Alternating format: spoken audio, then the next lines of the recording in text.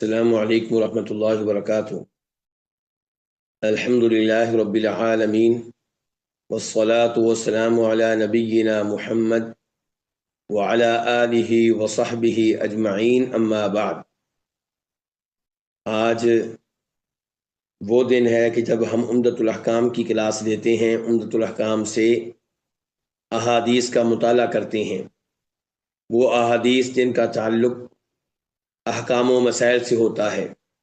لیکن رمضان کے قریب آنے کے پیش نظر آج کا درس عمدۃ الاحکام سے نہیں ہوگا، بلکہ آج درس ہوگا اور اس کا موضوع ہوگا اعتکاف۔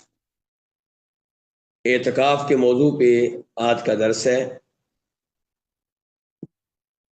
اعتکاف کا سب سے پہلے ہم یہ جانتے ہیں کہ اعتکاف کہتے کس کو ہیں۔ اعتکاف چونکہ عربی زبان کا لفظ ہے، اور یہ لفظ تب بھی موجود تھا جب نبی علیہ الصلوۃ والسلام نے اعتکاف نہیں کیا تھا۔ کہنے کا مطلب یہ ہے کہ اس لفظ کا استعمال پہلے بھی موجود تھا، تو اس لیے ہم نے دیکھنا یہ ہے کہ اعتکاف عربی لغت میں کہتے کس کو ہیں۔ اعتکاف ہے الاقامۃ علی الشیء، کسی چیز پہ جم کر بیٹھ جانا، کسی جگہ جم کر بیٹھ جانا۔ چنانچہ جو آدمی مسجد میں جم کر بیٹھ جائے عبادت کی نیت سے، اس کو معتکف کہیں گے اور اس کے عمل کو اعتکاف کہا جائے گا۔ ہمارا دوسرا موضوع یہ ہے کہ اس اعتکاف کی فضیلت کیا ہے، اس کی اہمیت کیا ہے۔ تو اس بارے میں سب سے پہلے دو احادیث آپ کے سامنے رکھوں گا۔ پہلی حدیث یہ ہے کہ فرمایا نبی علیہ الصلوۃ والسلام نے کہ من اعتکف ایمانا واحتسابا غفر له ما تقدم من ذنبہ، کہ جو اعتکاف کرے ایمان کی حالت میں، درست عقیدے کے اوپر رہتے ہوئے، اور اعتکاف کا مقصد ہو اللہ کو راضی کرنا، اللہ سے اجر و ثواب لینا، تو اس کے گزشتہ گناہ معاف ہو جاتے ہیں۔ یہ حدیث آپ میں سے کئی بھائیوں نے پہلے نہیں سنی ہوگی، ہمارے شیخ صاحب نے بھی نہیں سنی ہوگی، کیونکہ یہ حدیث ضعیف ہے، نبی علیہ الصلوۃ والسلام سے ثابت نہیں ہے۔ شیخ البانی رحمہ اللہ نے اس کو ضعیف قرار دیا ہے، اور میرے بیان کرنے کا مقصد یہی تھا کہ آپ کو بتا سکوں کہ یہ حدیث اللہ کے نبی سے ثابت نہیں ہے صلی اللہ علیہ وسلم۔ دوسری حدیث، من اعتکف عشرا فی رمضان کان کحجتین وعمرتین، کہ جو رمضان میں 10 دنوں کا اعتکاف کرے گا، اس کا یہ عمل 2 حج اور 2 عمروں کے برابر ہوگا۔ کتنا بڑا ثواب ہے، کتنی بڑی فضیلت ہے، لیکن افسوس سے کہنا پڑتا ہے کہ یہ بھی نبی علیہ السلام سے ثابت نہیں ہے۔ اس حدیث کو روایت کیا ہے امام بہقی نے شعب الایمان میں، امام طبرانی نے المعجم الکبیر میں، لیکن شیخ البانی رحمہ اللہ نے اپنی مشہور و معروف کتاب الضعیفہ میں اس کو من گھڑت قرار دیا ہے۔ تو یہ دونوں احادیث اس لائق نہیں ہیں کہ ان کو اس لیے بیان کیا جائے کہ لوگوں کو اعتکاف کرنے کی ترغیب ملے۔ البتہ ان 2 احادیث کو اس مقصد کے لیے بیان کر سکتے ہیں جس مقصد کے لیے میں نے بیان کیا ہے۔ وہ کیا مقصد تھا؟ کہ آپ کو پتہ چلے کہ یہ حدیثیں ثابت نہیں ہیں، جن کے غلط طور پہ ان کی نسبت کی جا رہی ہے نبی علیہ الصلوۃ والسلام کی طرف۔ البتہ اعتکاف کی فضیلت کے لیے اتنا کافی ہے کہ نبی علیہ الصلوۃ والسلام جو تمام انسانوں میں سب سے افضل ہیں، سب سے اعلیٰ ہیں، سب سے مقدس ہیں، سب سے محترم ہیں، بخشے بخشائے ہیں، پکے جنتی ہیں، جنتیوں کے امام ہیں، وہ ہر سال اعتکاف کیا کرتے تھے۔ جب وہ ہر سال اعتکاف کیا کرتے تھے تو مجھے اور آپ کو بھی ان کی سنت پہ عمل کرنے کی کوشش کرنی چاہیے۔ آپ کے اعتکاف کے بارے میں جناب ابو ہریرہ فرماتے ہیں، اور بخاری شریف کی حدیث ہے کہ کان رسول اللہ صلی اللہ علیہ وسلم یعتکف فی کل رمضان 10 ایام، آپ علیہ الصلوۃ والسلام ہر رمضان میں کم از کم 10 دن کا اعتکاف کرتے تھے۔ فلما کان العام الذی قبض فیہ، جب وہ سال تھا جس سال آپ فوت ہوئے، اعتکف 20 یوما، تب آپ نے اعتکاف کیا تھا 20 دنوں کا۔ تو سوال یہ پیدا ہوتا ہے کہ آپ 20 دن کا اعتکاف کر سکتے ہیں؟ بالکل کر سکتے ہیں۔ پورے مہینے کا کر سکتے ہیں؟ بالکل کر سکتے ہیں۔ کیا رمضان کے علاوہ کسی اور مہینے میں اعتکاف کر سکتے ہیں؟ بالکل کر سکتے ہیں۔ البتہ افضل ترین اعتکاف کون سا ہوگا؟ رمضان میں، اور رمضان میں بھی افضل ترین کون سا ہوگا؟ رمضان کے آخری 10 دنوں میں، ورنہ نبی علیہ الصلوۃ والسلام نے اعتکاف کیا ہے رمضان کے پہلے عشرے میں بھی، دوسرے عشرے میں بھی۔ البتہ آپ کی زندگی کے آخری سالوں میں اعتکاف ہوا کرتا تھا رمضان کے آخری عشرے میں۔ تو افضل ترین اعتکاف یہ ہے کہ رمضان میں ہو اور رمضان کے آخری عشرے میں ہو، ورنہ نبی علیہ الصلوۃ والسلام نے ایک بار اعتکاف کیا تھا شوال کے مہینے میں۔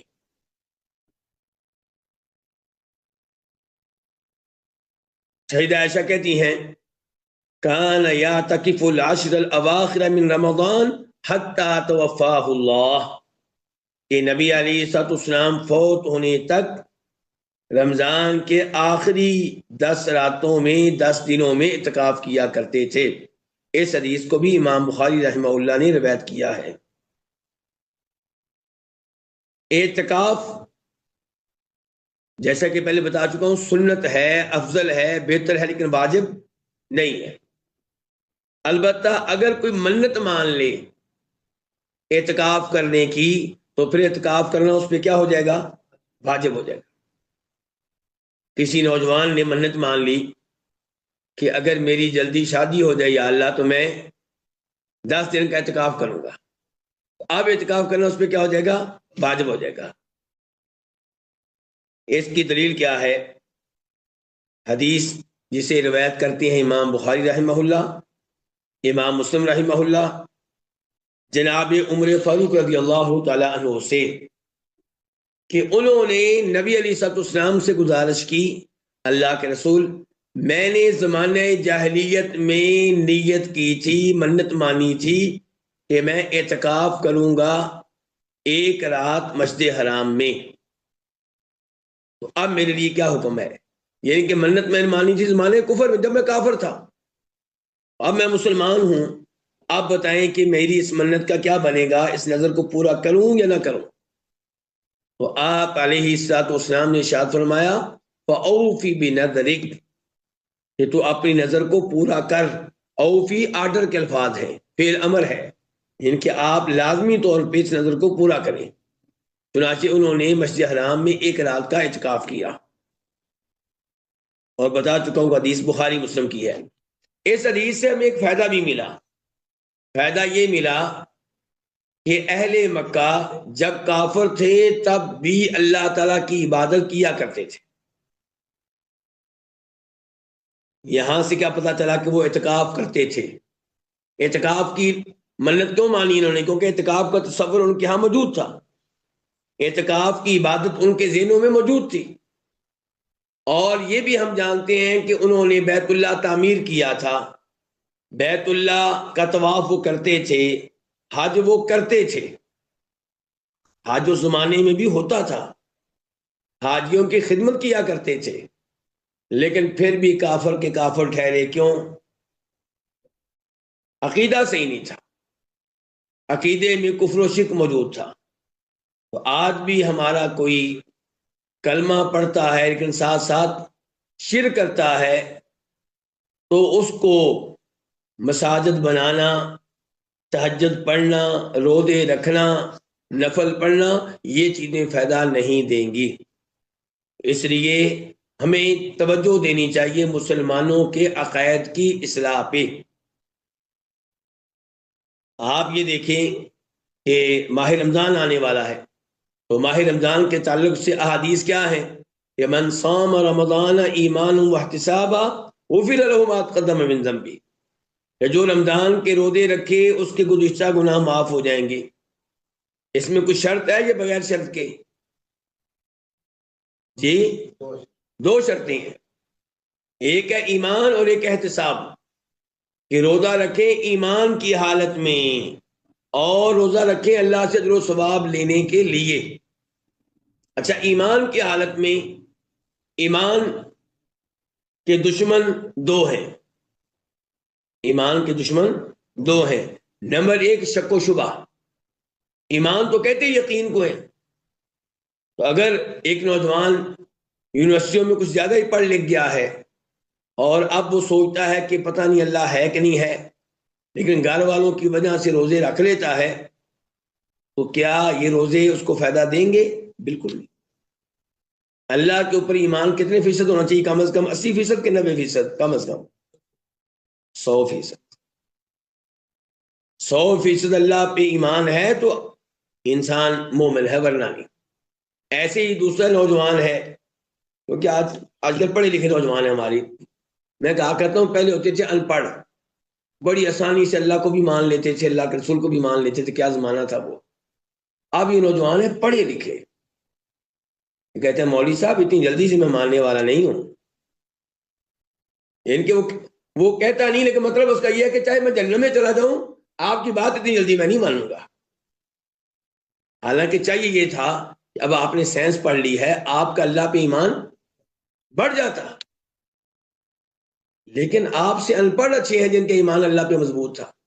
آپ یہ کہتا جی میں پڑھا لکھا ہوں، میرا آخرت پہ ایمان ایسے نہیں ہوگا. مولوی صاحب پہلے مجھے مطمئن کریں.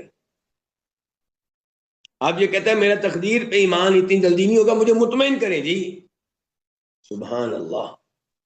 تو بہرحال اگر اس قسم کا ایمان ہے کہ آخرت کے بارے میں شکوک و شبہات ہیں، ممکن ہے ہو ممکن ہے نہ ہو، تقدیر کے بارے میں شکوک و شبہات ہیں، اللہ کے وجود کے بارے میں شکوک و شبہات ہیں، انبیاء کرام علیہ السلام کے بارے میں شکوک و شبہات ہیں، تو ایسے شخص کو نمازیں پڑھنے کا، روزے رکھنے کا فائدہ نہیں ہوگا.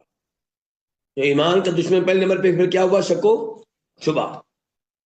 اور دوسرے نمبر پہ کیا دشمن ہے؟ شرک.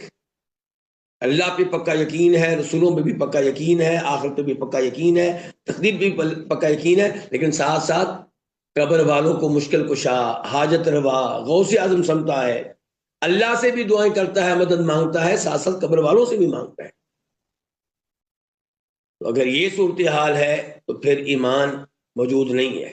کیونکہ اللہ نے کہا الذین آمنوا ولم یلبسوا ایمانهم بظلم اولئک لهم الامن وهم مہتدون. کہ جو ایمان لائیں اور ایمان لانے کے بعد ایمان میں شرک کی ملاوٹ نہ کریں، تو یہ وہ لوگ ہیں جو کامیاب ہیں. اور جہاں تک تعلق ہے شک کا، تو اللہ تعالیٰ نے فرمایا سورہ حجرات کے تقریباً آخر میں انما المؤمنون الذین آمنوا باللہ ورسولہ ثم لم یرتابوا. مومن وہ ہیں جو ایمان لانے کے بعد شک و شبہ میں مبتلا نہیں ہوئے. تو جناب عمر فاروق نے اعتکاف کی نیت کی تھی زمانے جاہلیت میں. اچھا، یہ جو اللہ کے رسول سے پوچھ رہے ہیں علیہ الصلوۃ والسلام کہ اللہ کے رسول اب بتائیں میں اس منت کا کیا کروں، یہ کب انہوں نے پوچھا ہوگا آپ کے خیال میں؟ کون سا نوجوان میری مدد کرے گا؟ یہ سوال انہوں نے کب کیا ہوگا؟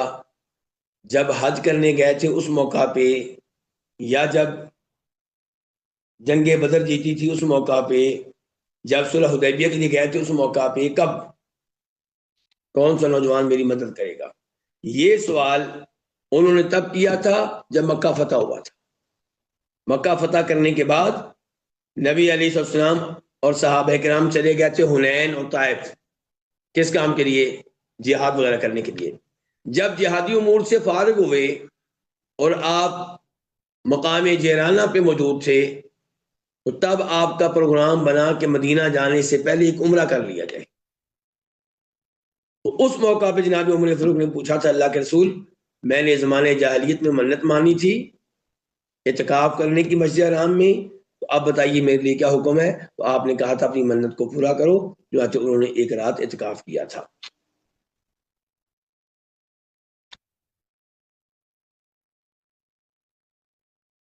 ہمارا اگلا سوال یہ ہے اعتکاف کے موضوع کے تعلق سے، اور آپ کہہ سکتے ہیں کہ اعتکاف کے تعلق سے یہ ہمارا تیسرا پوائنٹ ہے کہ اعتکاف کہاں کیا جائے؟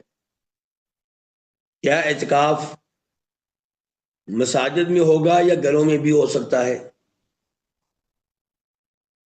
تو اس بارے میں پہلے تو میں علماء کرام کے اقوال آپ کے سامنے رکھوں یا رہنے دیتے ہیں؟ راجح موقع بتا دیتا ہوں کہ اعتکاف جب بھی ہوگا مسجد میں ہوگا، گھر میں اعتکاف کرنے کی شریعت میں کوئی گنجائش نہیں ہے۔ اعتکاف جب بھی ہوگا گھر میں ہوگا۔ دلیل کیا ہے؟ یہ دلیل میں بیان کروں گا، لیکن سمجھ اسی کو آئے گی جو دھیان سے سن رہا ہوگا۔ اللہ تعالیٰ فرماتے ہیں وَلَا تُبَاشِرُوهُنَّ وَأَنْتُمْ عَاكِفُونَ فِي الْمَسَاجِدِ، کہ تمہیں بیگم سے تعلق قائم کرنے کی اجازت نہیں ہے، کب؟ جبکہ آپ اعتکاف کر رہے ہوں مسجد میں۔ اچھا جی، اب میرا سوال آپ لوگوں سے یہ ہے، اگر کوئی گھر میں اعتکاف کر رہا ہو، فرض کرنے کا آدمی کر رہا ہے، ایک عورت کر رہی ہے، تو کیا گھر کے اعتکاف میں میاں بیوی کا تعلق قائم ہو سکتا ہے؟ اگر گھر میں اعتکاف کرنا درست ہو تو پھر اللہ تعالیٰ کہتے کہ تمہیں دوران اعتکاف بیوی سے تعلق قائم کرنے کی اجازت نہیں ہے، لیکن اللہ نے کیا کہا ہے کہ جب تم مسجد میں اعتکاف کر رہے ہو تو تمہیں میاں بیوی کا تعلق قائم کرنے کی اجازت نہیں ہے، یعنی کہ اعتکاف ہوتا ہی وہ ہے جو مسجد میں ہو۔ اعتکاف وہی ہے جو مسجد میں ہو، گھر میں کوئی اعتکاف نہیں ہے۔ یہ ہمارے معاشرے میں عورتوں کا گھروں میں اعتکاف کرنا مشہور و معروف ہے، لیکن اس کا کوئی ثبوت نہیں ملتا شریعت سے، بالکل بھی اس کی کوئی گنجائش نہیں ہے۔ پہلی دلیل میں نے آپ کو دے دی ہے، مجھے امید ہے کہ آپ اس کو سمجھ گئے ہوں گے۔ پھر سمجھا دوں کہ اگر گھر میں اعتکاف کی گنجائش ہوتی تو اللہ تعالیٰ کہتے کہ اعتکاف کی حالت میں مباشرت کی اجازت نہیں ہے، میاں بیوی کا تعلق قائم کرنے کی اجازت نہیں ہے۔ اللہ نے کہا ہے کہ جب تم مسجد میں اعتکاف کر رہے ہو تب تمہیں اجازت نہیں۔ اس کا مطلب ہے کہ اعتکاف کہاں ہوتا ہے؟ مسجد میں۔ یہ پہلی دلیل۔ دوسری دلیل یہ ہے کہ نبی علیہ الصلوۃ والسلام نے زندگی میں اعتکاف کتنے کیے؟ آپ 2 سال چھوڑ کے اعتکاف کرتے تھے کہ 3 سال چھوڑ کے اعتکاف کرتے تھے؟ ہر سال کرتے تھے۔ جب ہر سال کرتے تھے تو زندگی میں ایک بار تو گھر میں اعتکاف کرتے تاکہ امت کو معلوم ہو جاتا کہ گھر میں بھی اعتکاف کی گنجائش موجود ہے، ہمارے لیے کوئی سہولت پیدا ہو جاتی، یا کم از کم زبانی بتا دیتے کہ مسجد میں اعتکاف افضل ہے لیکن تم گھر میں بھی کر سکتے ہو۔ مسلسل اعتکاف کیا لیکن کہاں کیا؟ مسجد میں۔ تیسرے نمبر پہ آپ علیہ الصلوۃ والسلام کی بیویاں اعتکاف کرتی رہیں، اور کہاں کرتی رہیں؟ مسجد میں۔ نماز کی باری آئی تو اللہ کے نبی نے فرمایا علیہ الصلوۃ والسلام ام حمید سے، کس سے کہا؟ ام حمید سے، ام حمید الساعدیہ۔ وہ کہہ رہی ہیں ام حمید کہہ رہی نذیر صاحب، ام حمید کیا کہہ رہی ہیں؟ ام حمید کہہ رہی ہیں کہ اللہ کے رسول علیہ الصلوۃ والسلام، مجھے آپ کے پیچھے آپ کی امامت میں نماز پڑھنا بہت اچھا لگتا ہے، میرا دل چاہتا ہے کہ میں آپ کے ساتھ نماز پڑھا کروں آپ کی امامت میں۔ آپ نے فرمایا ہاں ام حمید، مجھے پتا ہے کہ تمہیں میرے ساتھ نماز پڑھنا بہت اچھا لگتا ہے، لیکن تمہاری وہ نماز جو اپنے محلے کی مسجد میں ادا کرو گی وہ میری مسجد میں نماز سے افضل ہے۔ مسجد نبوی کی نماز سے افضل یہ ہے کہ اور کہاں نماز ادا کرے؟ اپنے محلے کی مسجد میں۔ مدینہ کی عورت سے آپ کہہ رہے ہیں، مدینہ میں رہنے والی عورت سے کہہ رہے ہیں کہ تمہارا مسجد نبی کی بجائے اپنے محلے کی مسجد میں نماز ادا کرنا افضل ہے۔ شریعت نہیں چاہتی کہ عورت ایسے باہر نکلے، شریعت چاہتی عورت کہاں بیٹھے؟ آرام سے سکون سے گھر میں بیٹھے۔ عورت کا مقام گھر ہے۔ کرکٹ میچ کھیلنا یہ عورتوں کا کام نہیں ہے، ہاکی کے میچ کھیلنا عورتوں کا کام نہیں ہے، مردوں کے سامنے آپس میں ریس کے مقابلے لگانا یہ عورتوں کا کام نہیں ہے۔ حدیث ابھی مکمل نہیں ہوئی۔ ساتھ ہی آپ فرماتے ہیں اور تمہارا اپنے گھر میں نماز پڑھنا محلے کی مسجد میں نماز پڑھنے سے افضل ہے۔ تیسرا سٹیپ فرمایا تمہارا گھر کے اندرونی حصے میں نماز ادا کرنا گھر کے سین وغیرہ میں نماز پڑھنے سے افضل ہے۔ اچھا یہ تو آپ نے بتا دیا افضل ہے، لیکن ساتھ ہی آپ نے کیا کہا کہ اے اللہ کے بندو، اللہ کی بندیوں کو یعنی کہ اپنی بیویوں کو، بیٹیوں کو، بہنوں کو مسجد میں آنے سے مت روکو، یعنی کہ اس سب عورت کو بتا دے کہ افضل نماز تمہاری کہاں ہے، لیکن وہ پھر بھی کہتی ہے میں نے مسجد میں ادا کرنی ہے، تو آپ کو روکنے کی اجازت الا یہ کہ کوئی فتنہ ہو جس کا آپ کو حقیقتاً پتہ ہو کہ وہاں پہ کوئی مسئلے کھڑے ہوتے ہیں، راستے میں کوئی نوجوان کھڑے ہوتے ہیں، کوئی عزت کو خطرہ ہے، تو وہ آپ منع کر سکتے ہیں۔ یا آپ کو پتہ ہے کہ آپ کی بیگم صحیح معنوں میں پردہ کر کے مسجد میں نہیں جاتی، یا میک اپ کر کے جاتی ہے، یا خوشبو لگا کے جاتی ہے، تو پھر روک سکتے ہیں آپ، ورنہ فرمایا گا تمہیں روکنے کی اجازت نہیں ہے۔ اچھا یہاں پہ اب یہ پوائنٹ بھی بیان کر دوں کیونکہ رمضان آنے والا ہے، عورتوں نے کوشش کرنی ہے کہ ہمیں تراویح کا موقع کہاں ملے؟ مسجد میں۔ اور جو آپ جیسے دین والے خامن یا بھائی ہوں گے ان کی کوشش ہوگی کہ گھر میں نماز پڑھ لیں۔ تو میں یہاں پہ ایک مسئلہ واضح کر دوں، اس میں کوئی شک و شبہ نہیں کہ عورت کی نماز گھر میں افضل ہے۔ کس سے؟ مسجد سے۔ یہ مقابلہ کب ہے؟ ذرا دھیان سے سننی بات آپ نے۔ ایک عورت 8 رکعتیں پڑھتی ہے گھر میں اور ان کے اوپر لگاتی ہے 1 گھنٹہ، کتنا لگاتی ہے؟ 1 گھنٹہ توجہ سے پڑھتی ہے، اور یہی عورت مسجد میں آ کے پڑھتی ہے، 1 گھنٹے میں نماز ہوتی ہے اور توجہ سے پڑھتی ہے، اس کو ہم کہیں گے تمہاری نماز گھر میں افضل ہے۔ ایک عورت ہے وہ مسجد میں آ کے پڑھتی ہے امام صاحب کے پیچھے تو 1 گھنٹہ، گھر میں پڑھتی ہے تو 15 منٹ لگاتی ہے، یا گھر میں پڑھتی ہے تو بچے تنگ کرتے ہیں، رو رہے ہیں، اس کا دھیان نماز کی بجائے بچوں کی طرف ہے، ایک تماشا سا لگا ہوا ہے، تو اس کو نہیں کہا جائے گا کہ تمہاری نماز گھر میں افضل ہے۔ اس کی نماز وہاں پہ افضل ہے جہاں توجہ سے اور لمبی نماز پڑھ سکے، یہ ذہن میں رکھنا آپ نے۔ اچھا اب میں کہنا یہ چاہ رہا تھا کہ نماز کی باری آتی ہے تو اللہ کے نبی فرماتے ہیں علیہ السلام کہ تمہاری نماز کہاں افضل ہے؟ گھر میں۔ تو اعتکاف کے بارے میں بھی آپ کہتے ہیں اپنی بیویوں سے کہ تمہارا اعتکاف گھر میں افضل ہے یا جائز ہے، یہ کوئی بات تو کرتے۔ آپ کی بیویاں کہاں اعتکاف کرتی رہی ہیں؟ مسجد میں۔ بخاری شریف کی حدیث ہے کہ نبی علیہ السلام نے اعتکاف کرنا چاہا، سیدہ عائشہ کو آپ نے حکم دیا کہ میرا خیمہ مسجد میں نصب کر دو، انہوں نے آپ کا خیمہ نصب کروا دیا۔ پھر سیدہ عائشہ نے کہا اللہ کا رسول مجھے بھی اجازت دے دیں، میں بھی اعتکاف کرنا چاہتی ہوں آپ کے ساتھ، آپ نے ان کو بھی اجازت دے دی، ان کا خیمہ بھی نصب کر دیا گیا۔ سیدہ حفصہ نے اپنی اجازت لے لی، ان کا خیمہ بھی نصب ہو گیا، کتنے ہو گئے خیمے؟ 3۔ سیدہ زینب بنت جاش نے آپ کی اجازت کے بغیر اپنا خیمہ نصب کروا دیا، اب کتنے ہو گئے؟ 4۔ جب آپ نے دیکھا خیمے خیمے ہیں اور آپ نے محسوس کیا کہ یہ آپس میں ان کا مقابلہ شروع ہو گیا ہے اعتکاف کے معاملے میں اور خامند کے قریب ہونے کے معاملے میں، تو آپ اس پہ ناراض ہوئے اور کہا میں اعتکاف نہیں کروں گا۔ چنانچہ اس سال آپ نے پھر رمضان میں اعتکاف نہیں کیا، پھر آپ نے وہ شوال میں کیا۔ کہنے کا مطلب یہ ہے کہ آپ نے سیدہ عائشہ کو اجازت دی تھی کہ نہیں دی تھی؟ سیدہ حفصہ کو اجازت دی تھی؟ دی تھی۔ اجازت کینسل کب ہوئی؟ جب آپ نے دیکھا کہ مقابلہ شروع ہو گیا، تو پھر آپ نے اپنا خیمہ بھی آپ نے جو تھا وہ بھی ختم کروا دیا تھا۔ تو ورنہ آپ نے کبھی بھی اپنی بیویوں کو مسجد میں اعتکاف کرنے سے نہیں روکا، آپ کی بیویاں آپ کی زندگی میں بھی مسجد میں اعتکاف کرتی رہیں اور آپ کے بعد بھی مسجد میں اعتکاف کرتی رہیں۔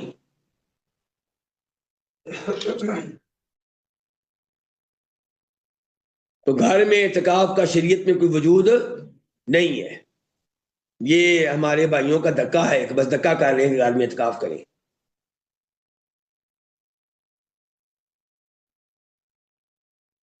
تو مسئلہ ہم یہ بیان کرتے کہ اعتکاف جب بھی ہوگا کہاں ہوگا؟ مسجد میں ہوگا، اور مزید عورتوں کے اعتکاف کے تعلق سے مزید گفتگو آگے ہم کریں گے۔ اچھا اب سوال اگلا یہاں پہ یہ ہے کہ کیا ہر مسجد میں اعتکاف ہو سکتا ہے؟ یہ تو طے ہو گیا کہ مسجد میں اعتکاف ہوگا، کیا ہر مسجد میں اعتکاف ہوگا یا کسی میں ہوگا؟ تو ایک موقف یہ ہے کہ اعتکاف ہوگا صرف 3 مساجد میں، مسجد حرام، مسجد نبوی اور مسجد اقصی۔ باقی مساجد میں اعتکاف کی اجازت نہیں ہے. یہ ایک موقف ہے. دلیل کیا ہے؟ دلیل ایک حدیث ہے جس میں فرماتے ہیں نبی علیہ الصلوۃ والسلام لا اعتکاف الا فی المساجد الثلاثہ، اعتکاف ہوگا تو صرف 3 مسجدوں میں ہوگا. یہ حدیث کس نے بیان کی؟ حذیفہ بن یمان رضی اللہ تعالی عنہ نے. لیکن صحیح بات یہ ہے کہ یہ الفاظ بطور حدیث ثابت نہیں ہیں. یہ الفاظ ثابت ہیں بطور قول اور فتویٰ حذیفہ بن یمان کے. ان صحابی کے اپنے الفاظ ہیں، یہ ثبوت ملتا ہے. لیکن اللہ کے نبی نے الفاظ کہے ہوئے ثبوت نہیں ملتا صلی اللہ علیہ وسلم.